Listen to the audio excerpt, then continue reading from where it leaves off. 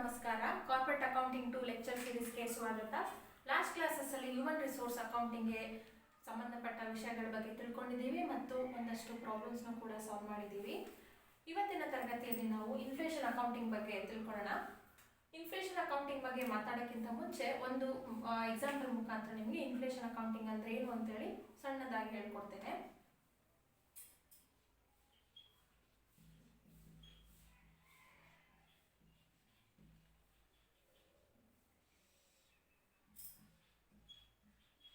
ನೋಡಿ, before 10 years and now ಏನಕ್ಕೆ ತಗೊಂಡಿದ್ದೀನಿ ಅಂತ ಹೇಳಿದ್ರೆ 10 ವರ್ಷಗಳ ಹಿಂದೆ ಮತ್ತು ಈಗ ಯಾವುದಕ್ಕೆ ಸಂಬಂಧಪಟ್ಟಂತೆ ಅಂತ ಹೇಳಿದ್ರೆ ರಿಗಾರ್ಡಿಂಗ್ ಪ್ರೈಸಸ್ ಆಫ್ ಆನಿಯನ್ಸ್, ಈರುಳ್ಳಿ ಬೆಲೆಗಳ ಮೇಲೆ ಹೇಗೆ ಹಣದ ಮೌಲ್ಯ ಪರಿಣಾಮ ಬೀಳ್ತಿದೆ ಅಂತ ಹೇಳಿ ತಿಳ್ಕೊಳ್ಳೋಣ. ಈ ಒಂದು ಎಕ್ಸಾಂಪಲ್ ಮುಖಾಂತರ 10 ವರ್ಷಗಳ ಹಿಂದೆ 10 ರೂಪಾಯಿ ಕೊಟ್ರೆ 3 kg ಈರುಳ್ಳಿ ಸಿಗ್ತಿತ್ತು ಅಂತ ಅನ್ಕೊಳ್ಳೋಣ. ಆದ್ರೆ ಈಗ ಅದೇ 10 ರೂಪಾಯಿ ಕೊಟ್ರೆ ನಮಗೆ 1 kg ಈರುಳ್ಳಿ ಸಿಗ್ತಾ ಇದೆ. ಹಾಗಾದ್ರೆ 10 ಕಾಯಿನ್ಸ್ ಅಂದ್ರೆ 10 ಕಾಯಿನ್ಗಳನ್ನ ನಾವು ಕೊಟ್ರೆ ನಮ್ಗೆ ಎಷ್ಟು ಕೆಜಿ ಈರುಳ್ಳಿ ಸಿಗ್ತಿತ್ತು, ಎಷ್ಟು ಆನಿಯನ್ ಸಿಗ್ತಿತ್ತು ಅಂತ ಲೆಕ್ಕ ತಗೊಳ್ಳೋಣ. ಈಗ 1 kgಗೆ 10 ಆನಿಯನ್ಸ್ ಬರುತ್ತೆ ಅಂತ ಅನ್ಕೊಳ್ಳೋಣ. ಹಾಗಾದ್ರೆ ನಮಗೆ ಸಿಗ್ತಾ ಇದೆ ಎಷ್ಟು? 30 ಆನಿಯನ್ಸ್ ಅಂದ್ರೆ ಕ್ವಾಂಟಿಟಿ ತಗೋತಾ ಇದ್ದೀನಿ ಇಲ್ಲಿ. ಅದೇ ರೀತಿ ಇಲ್ಲೂ ತಗೊಂಡಾಗ ನಮಗೆ ಅದೇ 10 ಕಾಯಿನ್ಸ್ ಕೊಡ್ತಾ ಇದ್ದೀವಿ. ಸಿಗ್ತಿರೋ ಕ್ವಾಂಟಿಟಿ ಎಷ್ಟು? Just 10 onions. ಹಾಗಾದ್ರೆ ಇಲ್ಲಿ ಯಾವ್ದ್ರಿಂದ ಯಾವ್ದಕ್ಕೆ ಸಂಬಂಧ ನಾವು ಇಲ್ಲಿ ನೋಡ್ಬೇಕಾಗುತ್ತೆ. 10 ಕಾಯಿನ್ಸ್ ಇಲ್ಲಿ ತಗೋತಾ ಇದೀವಲ್ಲ, ಇದು ಮನಿಯ ವ್ಯಾಲ್ಯೂ ನಾವಿಲ್ಲಿ ಚೆಕ್ ಮಾಡಬೇಕಾಗಿರುವಂಥದ್ದು. ಬಟ್ ಕ್ವಾಂಟಿಟಿನೂ ಕೂಡ ಇಲ್ಲಿ ವೇರಿ ಆಗ್ತಾ ಇದೆ. ಮನಿ ವ್ಯಾಲ್ಯೂ ಏನಾಗ್ತಿದೆ? ಡಿಕ್ರೀಸ್ ಆಗ್ತಿದೆ due to increase in the prices of onion.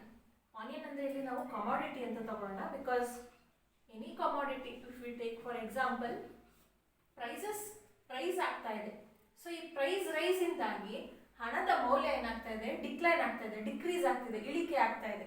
So ಈ ಒಂದು ಸಿಚುಯೇಷನ್ ನಾವು ಇನ್ಫ್ಲೇಷನ್ ಅಂತೇಳಿ ಹೇಳುವಂಥದ್ದು, ಹಣದುಬ್ಬರ ಅಂತೇಳಿ ಹೇಳುವಂಥದ್ದು. So due to the increase in the prices of commodity the money value decreases or decline. This is inflation. So ಇದನ್ನ ನಾವು ಅಕೌಂಟಿಂಗ್ ಅಲ್ಲಿ ಹೇಗೆ ಮಾಡೋದು, ಲೆಕ್ಕಶಾಸ್ತ್ರದಲ್ಲಿ ಇನ್ಫ್ಲೇಷನ್ ನ ಹೇಗೆ ನಾವು ರಿಲೇಶನ್ಶಿಪ್ ನ ತಂದು ಅಕೌಂಟಿಂಗ್ ಅಲ್ಲಿ ಬರುವಂತ ಫೈನಾನ್ಷಿಯಲ್ ಇನ್ಫಾರ್ಮೇಶನ್ ನ ಪ್ರೆಸೆಂಟ್ ಮಾಡೋದು. ಸೊ ಈ ಒಂದು ವಿಷಯಗಳನ್ನ ನಾವು ನೋಡುವಂಥದ್ದು ಇನ್ಫ್ಲೇಷನ್ ಅಕೌಂಟಿಂಗ್ ಅಲ್ಲಿ. ಸೊ ಇದಿಷ್ಟು ಅರ್ಥ ಆಯ್ತು ಅಂತ ಅನ್ಕೋತಾ ಇದ್ದೀನಿ. ನೆಕ್ಸ್ಟ್ ಮುಂದೆ ಹಾಗಾದ್ರೆ ಇನ್ಫ್ಲೇಷನ್ ಅಕೌಂಟಿಂಗ್ ಅಂದ್ರೆ ಏನು, ಲೆಕ್ಕಶಾಸ್ತ್ರದಲ್ಲಿ ಇನ್ಫ್ಲೇಷನ್ಗೆ ರಿಲೇಟೆಡ್ ಆಗಿ ಏನೇನು ಮಾಡ್ತೀವಿ ಅಂತ ತಿಳ್ಕೊಳ್ಳೋಣ.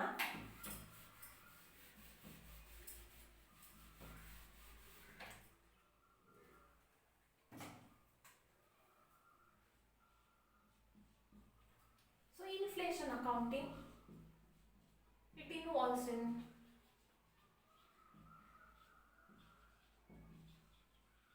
redrafting of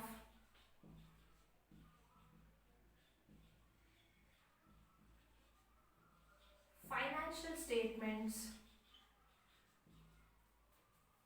according to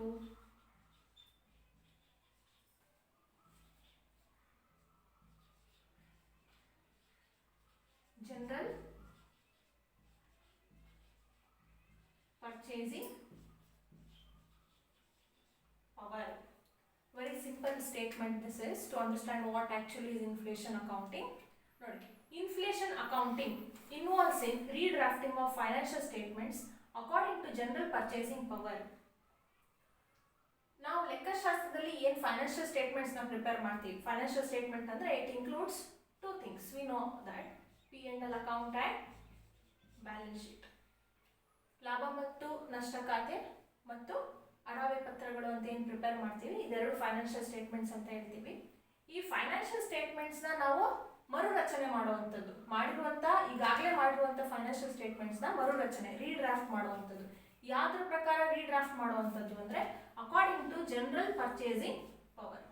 ಅಂದ್ರೆ ನಾವೇನ್ ಲಾಸ್ಟ್ ಎಕ್ಸಾಂಪಲ್ ನೋಡಿದ್ವಿ, ಹೇಗೆ purchasing power of money change ಆಯ್ತು ಬಿಕಾಸ್ ಆಫ್ ಟೈಮ್ ಪೀರಿಯಡ್ ಇರ್ಬೋದು ಅಥವಾ ಪ್ರೈಸಸ್ ರೈಸ್ ಇಂದ ಕಮಾಡಿಟಿ ಇರ್ಬೋದು. ಸೊ ಈ ಒಂದು ಕಾರಣಗಳಿಂದ ಕೊಳ್ಳುವ ಶಕ್ತಿ ಏನಿದೆ ಹಣದ್ದು ಅದರ ಒಂದು ಏರಿಳಿತಗಳಿಂದ ನಾವು ಫೈನಾನ್ಷಿಯಲ್ ಸ್ಟೇಟ್ಮೆಂಟ್ಸ್ ಅಲ್ಲಿ ಪ್ರೆಸೆಂಟ್ ಮಾಡುವಂತ ಇನ್ಫಾರ್ಮೇಶನ್ ಮೇಲೆ ಪ್ರಭಾವ ಬೀಳುತ್ತೆ. ಹಾಗಾಗಿ ಅದನ್ನ ನಾವು ಮರುರಚನೆ ಮಾಡಬೇಕು ಅಂತೇಳಿ ಹೇಳುವಂಥದ್ದೇ ಇನ್ಫ್ಲೇಷನ್ ಅಕೌಂಟಿಂಗ್. ಓಕೆನಾ? ಸೊ ಈ ಇನ್ಫ್ಲೇಷನ್ ಅಕೌಂಟಿಂಗ್ ಇನ್ನೇನು ನಾವು ಮಾಡ್ತೀವಿ ಅಂತ ಹೇಳಿದ್ರೆ, ನಾವೇನು ಚೇಂಜಸ್ ಮಾಡ್ತೀವಿ ಫೈನಾನ್ಷಿಯಲ್ ಇನ್ಫಾರ್ಮೇಶನ್ನ, just changing the financial information presented in the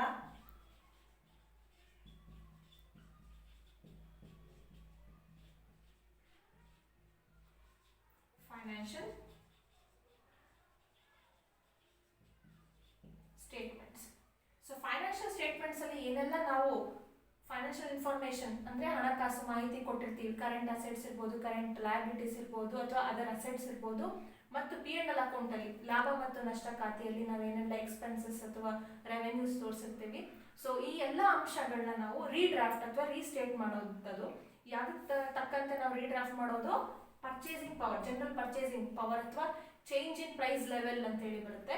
so ಈ ಒಂದು ಬೇಸಿಸ್ ಮೇಲೆ ನಾವೇನು ಇನ್ಫಾರ್ಮೇಶನ್ ರೀಡ್ರಾಫ್ಟ್ ಮಾಡ್ತೀವಿ to know the present values. Present values ಅಂದ್ರೆ ಈಗಿನ ಕರೆಂಟ್ ಪ್ರೈಸ್ಗೆ ಮ್ಯಾಚ್ ಆಗುವಂತೆ ಅದನ್ನ ನಾವು ರೀಡ್ರಾಫ್ಟ್ ಮಾಡುವಂಥದ್ದೇ ಇನ್ಫ್ಲೇಷನ್ ಅಕೌಂಟಿಂಗ್ ಅಲ್ಲಿ ಬರುವಂಥದ್ದು. ಓಕೆ, ಹಾಗಾದ್ರೆ ನಮಗೊಂದು ಡೌಟ್ ಇದರಲ್ಲಿ ಅರೈಸ್ ಆಗ್ಬೋದು, ಈ ರೀತಿ ನಾವು ಹಣಕಾಸು ಮಾಹಿತಿಗಳನ್ನೆಲ್ಲ ನಾವು ಚೇಂಜ್ ಮಾಡ್ತಾ ಇದ್ರೆ ಅಕಾರ್ಡಿಂಗ್ ಟು ಇನ್ಫ್ಲೇಷನ್ ಅಕೌಂಟಿಂಗ್, ಹಾಗಾದ್ರೆ ಲೆಕ್ಕಶಾಸ್ತ್ರದ ತತ್ವಗಳೇನಾದ್ರು ಇದಕ್ಕೆ ಪ್ರಭಾವ ಬೀರುತ್ತಾ, ಅಂದ್ರೆ ಅದೇನಾದ್ರು ಚೇಂಜ್ ಆಗುತ್ತಾ ಇದರಿಂದಾಗಿ ಅನ್ನೋದನ್ನ ಕೂಡ ನಾವು ಇಲ್ಲಿ ಅಬ್ಸರ್ವ್ ಮಾಡಬೇಕಾಗುತ್ತೆ. ಸೊ ಅಕೌಂಟಿಂಗ್ ಪ್ರಿನ್ಸಿಪಲ್ಸ್ ನಾವೇನ್ ಮಾತಾಡ್ತೀವಿ,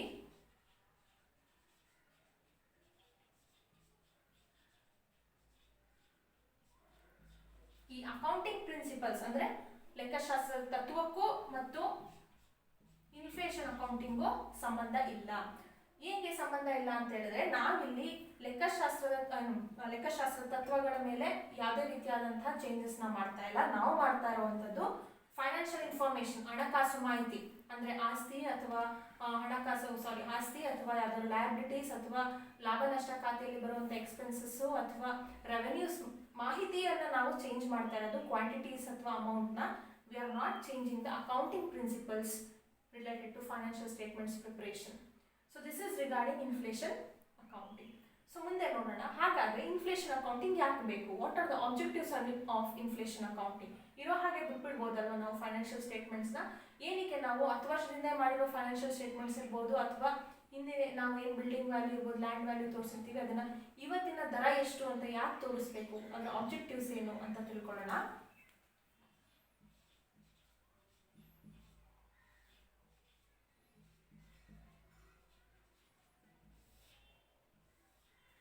ಸೊ ಮೊದಲನೇದಾಗಿ to know the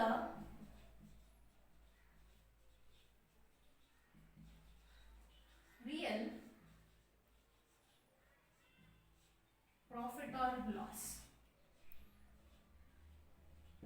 To know the real profit or losses of the company. ಹೇಗೆ ಅಂತ ಹೇಳಿದ್ರೆ, ಫೈನಾನ್ಷಿಯಲ್ ಪರ್ಫಾರ್ಮೆನ್ಸ್, ಹಣಕಾಸಿನ ಒಂದು ಪರ್ಫಾರ್ಮೆನ್ಸ್ ಏನಿದೆ with related to profits and losses ನ ಕರೆಕ್ಟ್ ಮಾಹಿತಿ ತಿಳ್ಕೊಳ್ಳೋಕ್ಕೋಸ್ಕರ ನಾವು ಇನ್ಫ್ಲೇಷನ್ ಅಕೌಂಟಿಂಗ್ ನ ಮಾಡಬೇಕಾಗುತ್ತೆ. ಅಂದ್ರೆ ಇಲ್ಲಿ ನಾವು ತಿಳ್ಕೊಬೇಕಾಗಿರುವಂತದ್ದು, ಹಾಗಾದ್ರೆ ಹಿಂದೆ ತೋರಿಸಿದೆಲ್ಲ ಸುಳ್ಳಲ್ಲ, ಆದ್ರೆ it was not according to the general purchasing power. General purchasing power ಅಂದ್ರೆ ಹಣದುಬ್ಬರದ ಆಧಾರದ ಮೇಲೆ ಪ್ರಾಫಿಟ್ಸ್ ಅಂಡ್ ಲಾಸಸ್ ನ ಕಂಡುಹಿಡಿದಿರಲಿಲ್ಲ. ಈಗಿನ ವ್ಯಾಲ್ಯೂ ಏನ್ ಪ್ರಾಫಿಟ್ಸ್ ಲಾಸ್ಟ್ ಇಯರ್ ಅಲ್ಲಿ ಬಂದಿತ್ತು, ಹಾಗಾದ್ರೆ ಈಗಿನ ವ್ಯಾಲ್ಯೂ ಈಗ ಎಷ್ಟಿರ್ಬೋದು, ಮತ್ತೆ ಮುಂದೆ ಅದನ್ನ ನಾವು ಹೇಗೆ ರೀಸ್ಟೇಟ್ ಮಾಡುವಂಥದ್ದು, to know the exact value of profits and losses ಏನು ನಾವು ಮಾಡಬೇಕಾಗುತ್ತೆ. ಅಂದ್ರೆ ಇನ್ಫ್ಲೇಷನ್ ಅಕೌಂಟಿಂಗ್ ಮಾಡೋದ್ರಿಂದ ಫೈನಾನ್ಷಿಯಲ್ ಇನ್ಫಾರ್ಮೇಶನ್ ಈಗಿನ ಹಣದುಬ್ಬರಕ್ಕೆ ನಾವು ಅಡ್ಜಸ್ಟ್ ಮಾಡಿದ್ರೆ will get to know the real profits and losses ಅಥವಾ financial performance of the company. So next is to know the real financial position.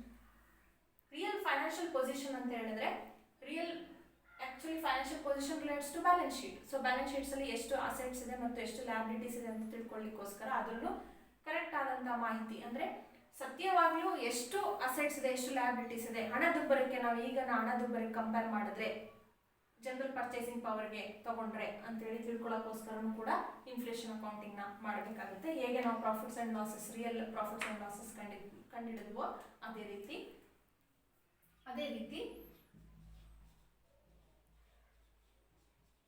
To know the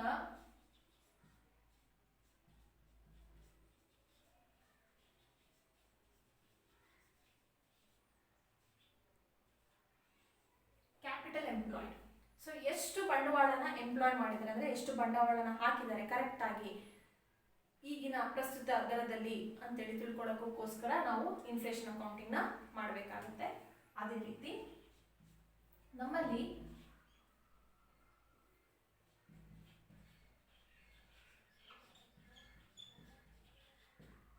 to analyze whether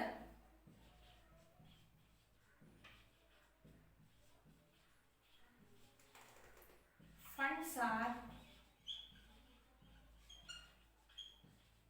available to replace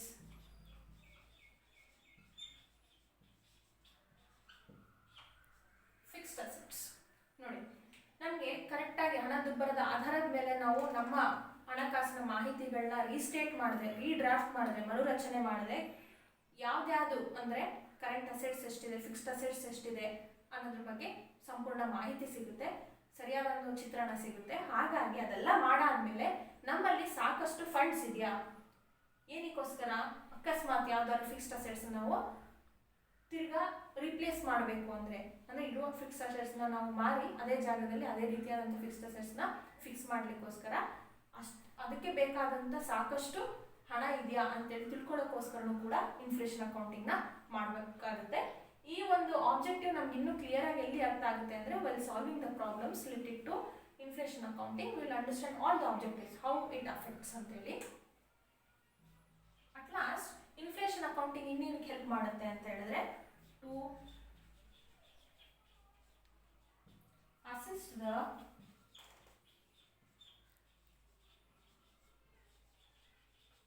stakeholders of business in decision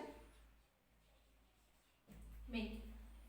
Stakeholders of business ಅಂತ ಹೇಳಿದ್ರೆ ಹಣಕಾಸು ಮಾಹಿತಿ, ಒಂದು ಕಂಪನಿಯ ಹಣಕಾಸು ಮಾಹಿತಿಯ ಬಗ್ಗೆ ಯಾರ್ಯಾರಿಗೆ ಇಂಟ್ರೆಸ್ಟ್ ಇರುತ್ತೋ, ಅಥವಾ for example if you take investors ಅಂತ ತಗೊಂಡ್ರೆ, ಅಥವಾ ಎಂಪ್ಲಾಯೀಸ್ ತಗೊಂಡ್ರೆ, ಅಥವಾ ಪಬ್ಲಿಕ್ ತಗೊಂಡ್ರೆ, ಅಥವಾ ಗೌರ್ಮೆಂಟ್ ಅಥವಾ ಟ್ಯಾಕ್ಸ್ ಅಥಾರಿಟೀಸ್ ಇರ್ಬೋದು, ಬ್ಯಾಂಕ್ ಇರ್ಬೋದು, ಅದರ್ ಫೈನಾನ್ಷಿಯಲ್ ಇನ್ಸ್ಟಿಟ್ಯೂಷನ್ಸ್ ಇರ್ಬೋದು.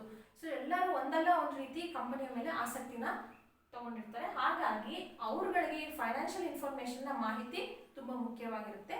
ಅವರು ಈ ಫೈನಾನ್ಷಿಯಲ್ ಇನ್ಫಾರ್ಮೇಷನಲ್ಲಿ ಏನನ್ನ ಅಬ್ಸರ್ವ್ ಮಾಡ್ತಾರೆ ಅಂದರೆ they observe the real profits or losses or real financial position, what exactly in the financial statements ಅನ್ನೋದನ್ನ ಅಬ್ಸರ್ವ್ ಮಾಡ್ತಾ ಇರ್ತಾರೆ to make their own decisions, economic decisions. ಹಾಗಾಗಿ ನಾವು ಇನ್ಫ್ಲೇಷನ್ ಅಕೌಂಟಿಂಗ್ ಪ್ರಕಾರ ಫೈನಾನ್ಷಿಯಲ್ ಸ್ಟೇಟ್ಮೆಂಟ್ಸ್ನ ಪ್ರಿಪೇರ್ ಮಾಡಿದ್ರೆ they will get the exact information according to the general purchasing power. So ಅವರು ಆಗ ಬೆಟರ್ ಡಿಸಿಷನ್ಸ್ನ ಮಾಡ್ಬೋದು. ಬೆಟರ್ ಡಿಸಿಷನ್ಸ್ ಮಾಡಿದ್ರೆ ಅವರು ಕಂಪ್ನಿಯ ಜೊತೆ ಒಳ್ಳೆ ಒಂದು ರಿಲೇಷನ್ಶಿಪ್ನ ಮೇಂಟೈನ್ ಮಾಡ್ಕೊಂಡು ಹೋಗ್ತಾ ಇರ್ಬೋದು. ಹಾಗಾಗಿ to assist the stakeholders of the business, inflation accounting is done. So these are the important objectives of inflation accounting. So ಎಲ್ರಿಗೂ ಇನ್ಫ್ಲೇಷನ್ ಅಕೌಂಟಿಂಗ್ ಅಂದ್ರೆ ಏನು ಅಂತೇಳಿ ಅರ್ಥ ಆಯಿತು ಅಂತ ತಿಳ್ಕೊತಾ ಇವತ್ತಿನ ಸೆಷನ್ನ ಮುಗಿಸ್ತಾ ಇದ್ದೀನಿ. Thank you.